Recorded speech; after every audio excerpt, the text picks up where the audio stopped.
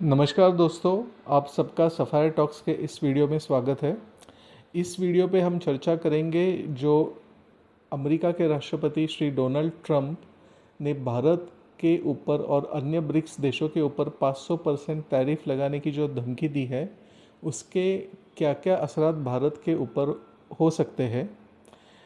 7 जनवरी 2026 को श्री ट्रंप ने एक रशिया सैंक्शन बिल 2025 के ऊपर दस्तखत की है। ये बिल के पारित होने के बाद अमेरिकी राष्ट्रपति को 500% तक टैरिफ किसी भी देश पर लगाने का पूरा अधिकार रहेगा। ये बिल उन देशों के खिलाफ इस्तेमाल किया जाएगा जो रशिया से तेल, यूरेनियम या अन्य पदार्थ आयात करते हैं।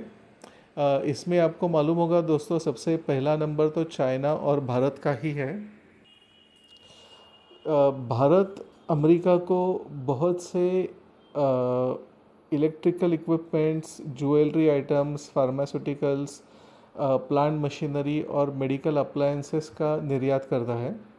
आप देखोगे दोस्तों कि इसमें से फार्मास्यूटिकल्स को छोड़ के सभी जो बाकी एक्सपोर्ट आइटम्स हैं वो बहुत ही प्राइस सेंसिटिव है। यानी कि उनकी प्राइस में अगर बहुत ज़्यादा उछाल आया तो जो उनके ख़रीदार है वो शायद वो चीज़ें ना खरीदे। अगर बहुत ही ज़्यादा कीमतें बढ़ गई तो जो व्यक्ति जेम्स और ज्वेलरी ख़रीदना चाहता है वो अपनी परचेसिंग डिसीजन कुछ महीनों के लिए, कुछ सालों के लिए पोस्टपोन कर सकता है। उसी तरह से जो कंपनी नई मशीनरी लगवाना चाहती है वो भी अपना कैपिटलाइजेशन का जो डिसीजन है वो भी कुछ समय तक आगे ढकेल सकती है। तो हम कह सकते हैं कि फार्मास्यूटिकल शायद एक ही आइटम है जो कंपैरेटिवली, तुलना में कम प्राइस सेंसिटिव है। मगर दोस्तों इसका ये भी मतलब नहीं कि फार्मास्यूटिकल्स के ऊपर भी अगर 500% टैरिफ अमेरिका लगाता है तो उसकी ख़रीदारी में कोई अंतर नहीं पड़ेगा। अंतर ज़रूर पड़ेगा। जो गरीब आदमी पहले फार्मास्यूटिकल्स मेडिसिन अफोर्ड कर सकता था अमेरिका में, वो शायद अभी वो ख़रीदेगा नहीं और आई डोंट नो कि बिना मेडिसिन अपना गुजारा करने का पूरा प्रयास करेगा। दोस्तों आपने देखा होगा कि अमेरिका के जो कॉमर्स मिनिस्टर है श्री हार्वर्ड लटनिक, उन्होंने एक दिन पहले एक इंटरव्यू दिया था अमेरिकन न्यूज़ चैनल को। वहाँ पे उन्होंने एक बात साफ कही थी कि मान लीजिए भारत और अमेरिका की ट्रेड डील तो लगभग हो गई थी, परंतु अमेरिकी सरकार चाहती थी कि एक बार पंतप्रधान मोदी अपनी तरफ से अमेरिकी राष्ट्रपति डोनाल्ड ट्रंप को फ़ोन करके रिक्वेस्ट करे कि वो ट्रेड डील को मान्यता दे दें। दोस्तों ये करना कतई ज़रूरी नहीं था। ये चीज़ आप कह सकते हैं कि सिर्फ श्री डोनाल्ड ट्रंप के ईगो के कारण आगे रखी गई थी। राइटफुली भारत ने अमेरिका को बता दिया कि ऐसा फ़ोन कॉल करना कोई ज़रूरी नहीं है। जो कुछ पॉलिटिकल डिस्कशन है हमारी तरफ से हमारे कॉमर्स मिनिस्टर श्री पीयूष गोयल कर सकते हैं।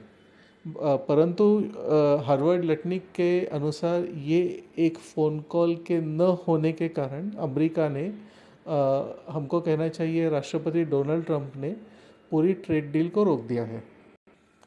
दोस्तों आप लोगों को बहुत आश्चर्य होगा कि अमेरिका जो किन देशों के साथ बहुत मीठे और मधुर संबंध रख रहा है।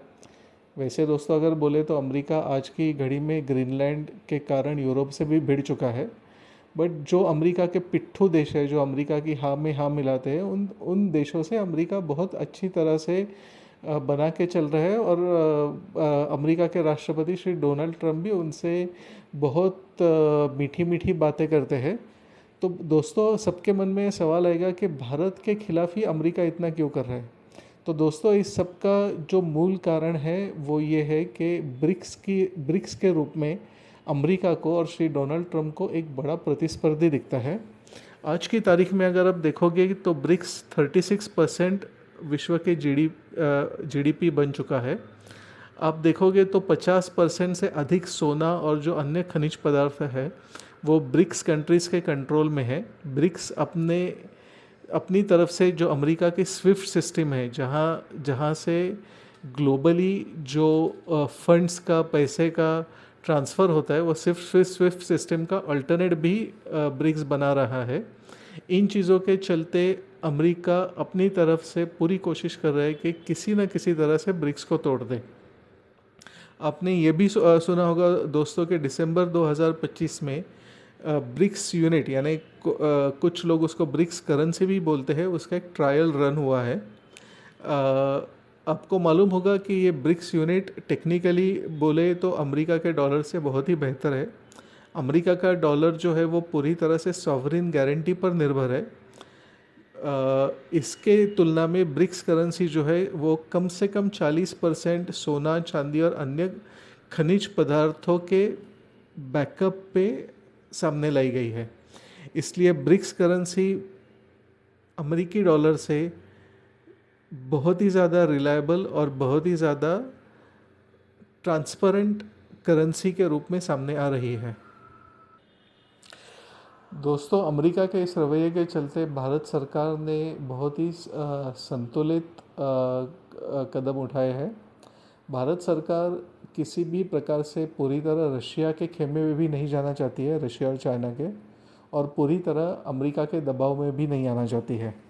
अपनी तरफ से आप देखोगे तो 50% टैरिफ के चलते हुए भी भारत के जो एक्सपोर्ट्स है वो काफ़ी अच्छी तरह से ग्रो हुए हैं।